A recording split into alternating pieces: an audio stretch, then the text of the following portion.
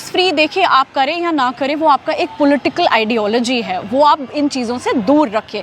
लेकिन ये कहना कि ये जो फिल्म है ये झूठ पे बनी है, राखी बिरला बैठी हुई थी, जिस हिसाब से उस औरत ने, वो मंगोलपुरी की एमएलए हैं, जिस हिसाब से उस औरत ने ठहाके लगाए हैं और सदन में वो अपना डेस्क पीटा है, उनकी दर्दनाक कहानी के बारे में रत्ती भर भी अंदाज़ा है कि उनके साथ क्या हुआ है। जिनकी निर्मम हत्या पे, जिनके गैंग रेप पे उन्होंने इतने ठहाके लगाए हैं, मैं उनसे ये पूछना चाहूँगी, हमारे दर्द, हमारी पीड़ा का ना तो अंदाज़ा है, ना तो उन्होंने उनमें इतनी सभ्यता, तो उनमें ऐसे संस्कार ही नहीं है। मुझे पूरा यकीन है कि हमारा मजाक उड़ाने वालों का न्याय स्वयं मां शारदा खुद करेंगी। नमस्कार, स्वागत है आपका हमारे चैनल पे। और जिस तरीके से द कश्मीरी फाइल्स को लेकर राजनीति लगातार गर्माती जा रही है और जितने भी विपक्षी पार्टियां हैं वो लगातार द कश्मीरी फाइल्स को लेकर टारगेट कर रहे हैं। कभी कुछ राजनीतिक पार्टी आती हैं और कहती हैं कि कहानी झूठ है, और इसी तरीके की गंदी राजनीति की गई अरविंद केजरीवाल की तरफ से सदन में खड़े होकर,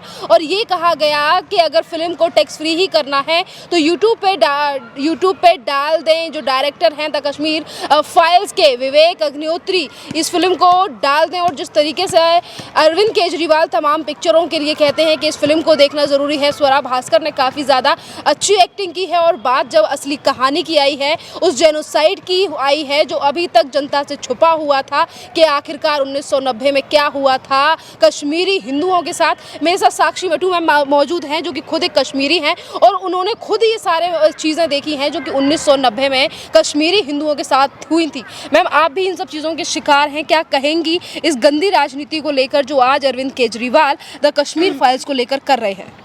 जी, मैं आपको ऑनेस्टली बताऊं, जब कल मैंने उनका वो वीडियो देखा तो मैं सुन्न हो गई। काफ़ी टाइम तक ना मुझे लगा शायद किसी ने ऐसी कोई मीम भेजा हो, क्योंकि ऐसे मीम्स आते रहते हैं। बट थोड़ी देर के बाद ना जब मेरा वो शॉक अब्जॉर्ब हुआ एंड आई रियलाइज़ कि नहीं, ये तो वाकई में उन्होंने दिल्ली असेंबली में खड़े होकर ये बात कही है। टैक्स फ्री देखिए आप करें या ना करें, वो आपका एक पॉलिटिकल आइडियोलॉजी है, वो आप इन चीज़ों से दूर रखिए।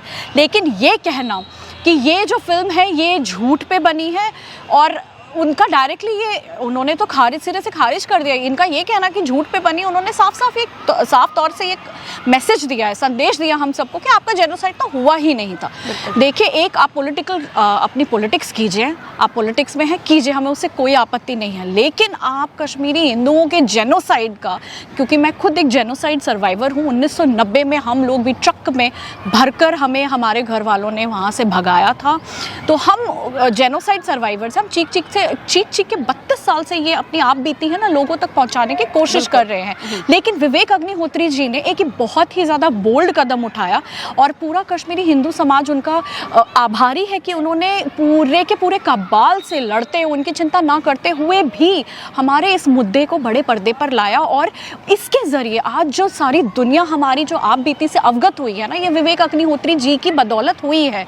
और ये अरविंद केजरीवाल जी का ये कहना कि ये तो सरासर एक, और सिर्फ ये कहना नहीं, उसके बाद उनके पीछे राखी बिरला बैठी हुई थी, जिस हिसाब से उस औरत ने, वो मंगोलपुरी की एमएलए हैं, जिस हिसाब से उस औरत ने ठहाके लगाए हैं और सदन में वो अपना डेस्क पीटा है, जैसे कि अरविंद केजरीवाल कोई फैंटसमगोरिया की बातें कर रहे हैं, वो वैसे हंस रही थी। तो एक मैं राखी बिरला से ये पूछना चाहूँगी कि क्या उन्हें सरला भट्ट जी, गिरिजा तिक्कू जी या बीके गंजू जी की जो वाइफ है जिनका कश्मीर फाइल्स में जिक्र किया गया, क्या उन्हें उनकी दर्दनाक कहानी के बारे में रत्ती भर भी अंदाज़ा है कि उनके साथ क्या हुआ है, या हमारी जो कम्युनिटी की माँ बहनें हैं 1990 में उनके साथ क्या हुआ, क्या उन्हें रत्ती भर भी अंदाज़ा है जिनकी पीड़ा पे, जिनकी दर्द पे, जिनकी निर्मम हत्या पे, जिनके गैंग रेप पे उन्होंने इतने ठहाके लगाए। मैं उनसे ये पूछना चाहूँगी कि अगर आपकी, हमारी बहनों की बजाय अगर आपके घर की कोई भी एक औरत होती उनकी जगह,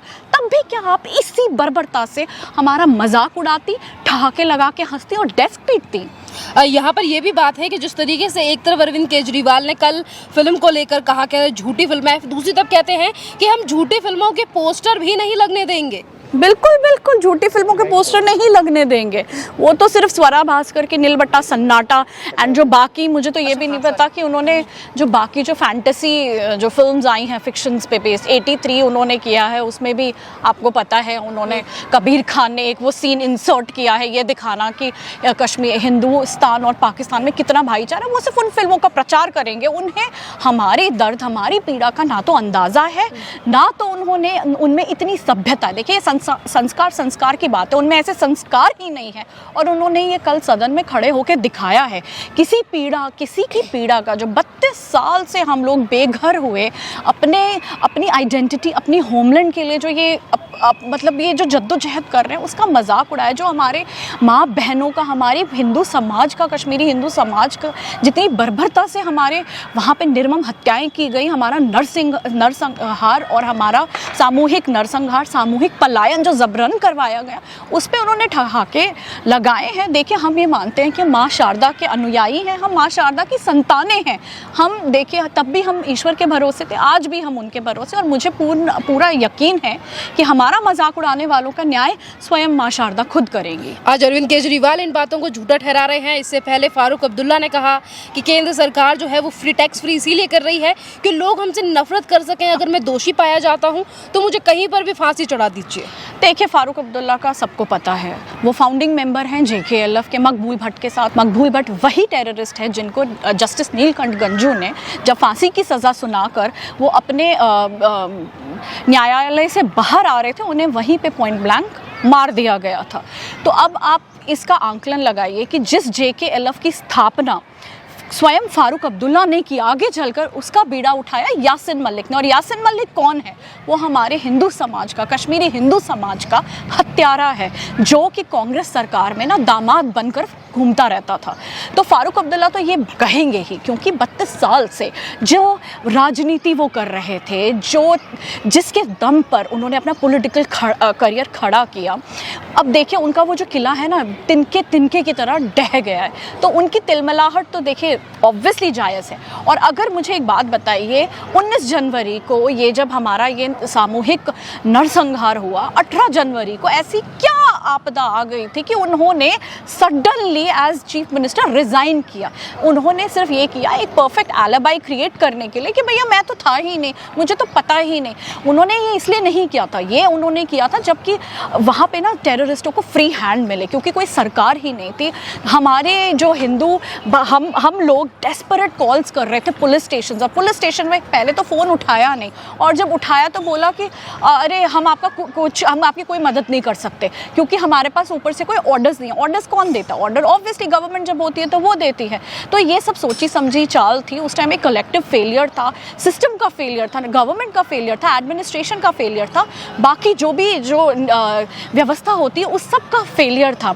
और ये जो लोग आज हमसे सवाल करते हैं ना नरसंहार पर कि अरे इतने ही तो मरे हैं, 300 तो मरे हैं, तो मैं उनसे ये सवाल करना चाहूँगी, जब ऑफिशियल रिकॉर्ड्स में हमारी FIRs दर्ज ही नहीं हुई तो 300 हो या 3000 उससे कोई फ़र्क नहीं पड़ता, क्योंकि जो हमारा जेनोसाइड हुआ था उसका मकसद ये था कि हमारी सिविलाइजेशन का खात्मा किया जाए।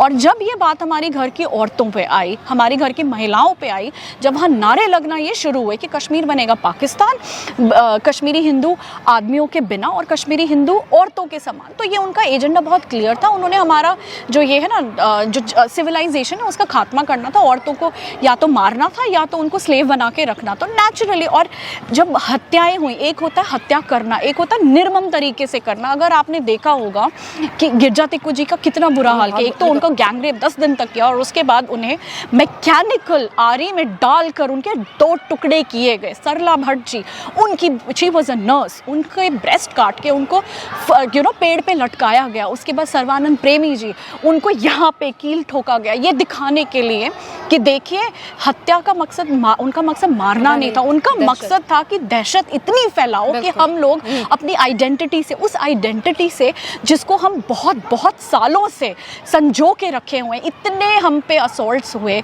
हमारी सिविलाइजेशन पे, हमारा धर्म परिवर्तन करने पे, लेकिन उसके बावजूद भी आज हम गर्व से कहते कि मैं कश्मीरी हिंदू हूँ।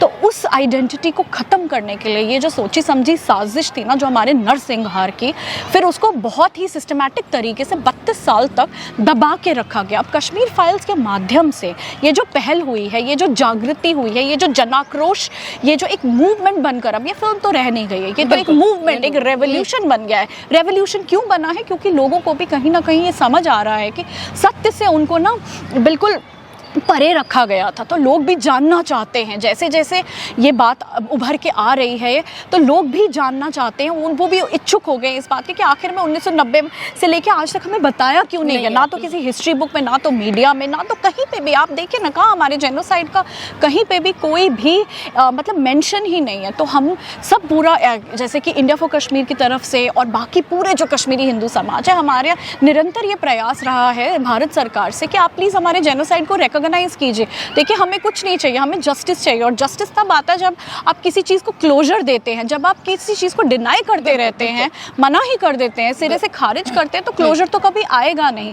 बट कश्मीर फाइल्स के माध्यम से शायद कहीं ना कहीं ये जो परिवार है जिनकी निर्मम हत्याएं हुई, आपको पता है किसी के पिताजी के टुकड़े करके एक बोरे में भरकर उनको मंदिर के किनारे फेंका गया था। ऐसी हत्या करना और निर्मम हत्या करना, इनका दोनों में बहुत अंतर होता है। तो उनका मकसद बहुत क्लियर था कि हमारे कश्मीरी हिंदू सिविलाइजेशन का अंत करना।